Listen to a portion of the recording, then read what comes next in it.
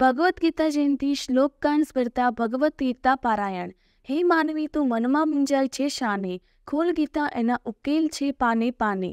કામરેજ વિસ્તારની શિસ્ત, સભ્યતા અને સંસ્કારનું ઘડતર કરતી એક એવી શાળા કે ત્યાં દરરોજ બાળકોને ભગવદ્ ગીતાના શ્લોકનું રસપાન કરાવવામાં આવે છે. એ શાળા એટલે નીલમાધવ પબ્લિક સ્કૂલ, કામરેજ. શાળામાં આજરોજ ભગવદ્ ગીતા જયંતિની ઉત્સાહભેર ઉજવણી કરવામાં આવી હતી, જેમાં બાળકોએ શ્લોકગાન સ્પર્ધામાં ભાગ લીધો હતો. શાળાના પ્રાંગણમાં જ ભગવદ્ ગીતા પારાયણનું આયોજન કરવામાં આવ્યું હતું.